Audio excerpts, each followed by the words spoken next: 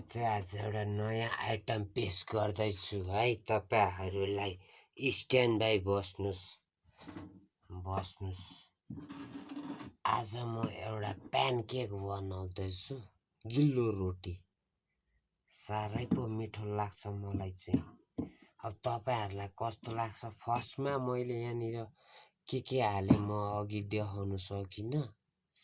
Toilet गएको थिएँ अनि पहिला आटा हाले, त्यसपछि सोडा, त्यसपछि चिनी हो, त्यसपछि 5 वटा अन्डा, अनि त्यसदेखि हल्का क्रिम हुन्छ नि, क्रिम हाले हो। 5 वटा अन्डा, क्रिम अनि दुध। अब म यो दुध हाल्नु गइरहेको छु, हेर्नुस् यहाँ। अब यो दुध म हाल्छु यसमा। कति हाल्ने त भन्दा तपाईको स्वाद अनुसार हाल्नुस्। भरि हालेर हाल्दा पनि हुन्छ, नपोखिने गरी। अनि दुध यसरी सर्र हालिसकेपछि चाहिँ मजाले यसलाई तताउने। यता चाहिँ प्यान तातेर यहाँ पुरै आगो बल्न आँट्यो एकछिन। अनि यताबाट यसो गर्ने, अलिक कम्ती बनाउने। त्यसपछि सर्र यसलाई फुट्ने मजाले। ल कतिको मजाले फिट्न सकिन्छ त्यति मजाले। नभए एउटा मिसिनको व्यवस्था गर्नुस् तपाईहरुकोमा छ भने, पैसो।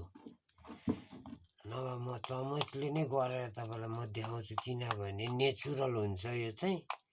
मिठो पनि त्यत्तिकै हुन्छ फेरि। आमामामामा बनाउनु पनि सजिलो, खान पनि एकदम छिटो। हेर्नुस्, बनाउनु पनि सजिलो, खान एकदम छिटो। अनि यसमा तुरुक्क तेल हाल्ने, धेरै नहाल्ने, तुरुक्क हाल्ने हो, तुरुक्क हाल्ने। किन भन्दाखेरि यो तेल कम्ती हाल्दाखेरि चाहिँ के हुन्छ भन्दाखेरि आमा बाबुले मार्छन् कत्रो तेल हालेको भनेर। त्यसको लागि है तेल बढी हाल्नु हुँदैन, बिग्रिन्छ हो, त्यस्तो हुन्छ। त्यसपछि सर्र अझै चलाउने, अझै अलिकति भए पनि दुध हाल्ने। ल हाल्ने सक्नुहुन्छ भने केरा, काजु, किसमिस सम्झिँदै यसरी घोल्ने। कति मिठो हुँदैन नि केक त, सम्झे मात्रै पुग्छ।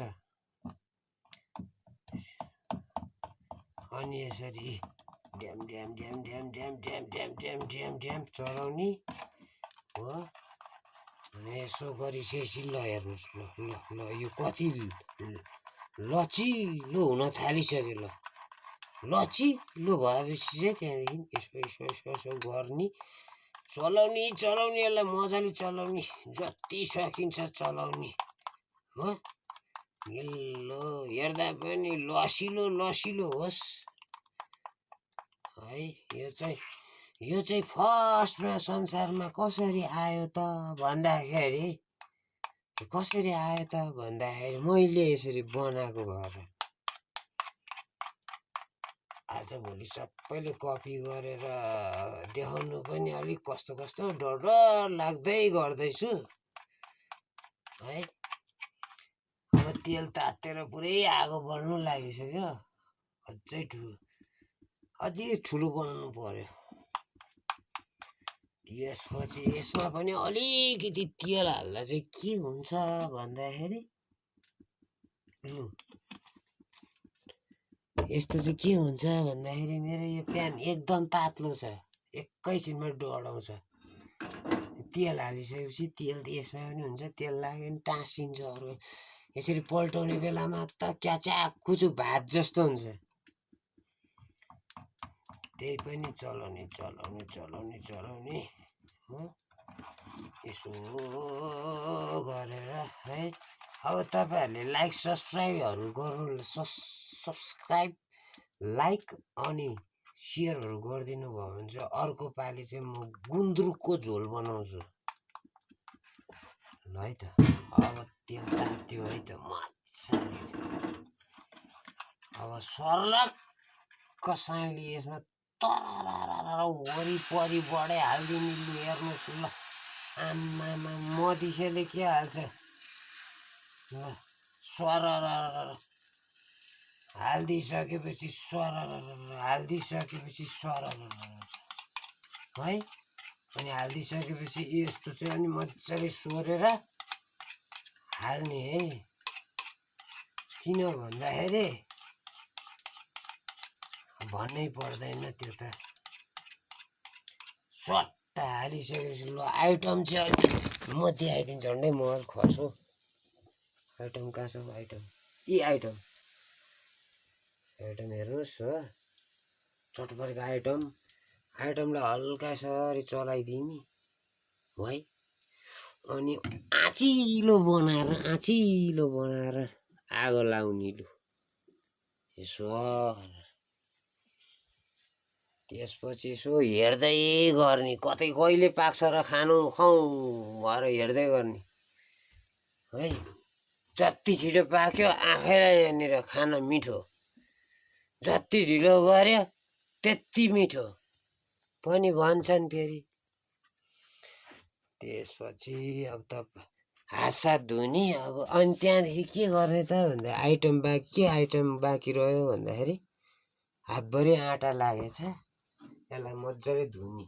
यी कचौरो हेर्नुहोस् नपत्या हेर्नुहोस् यसलाई धुइसकेपछि चाहिँ म तपाईँहरूलाई भन्छु कतै नजानुहोस् है। त्यसपछि के गर्ने त भन्दाखेरि एउटा यत्रो बोल लिएर आउने यत्रो हेर्नुहोस् यत्रो बोल लिएर आउने। त्यसपछि चट्ट यसलाई चाहिँ मजाले यो आइटमलाई चाहिँ मजाले यसलाई खासमा यो प्यानकेक भन्छ हामी चाहिँ गिलो रोटी भन्छौँ। ल चट्ट ढाकिदिने सानो आँचमा। त्यसपछि एकछिन अल्छी लाग्छ गएर सुत्ने।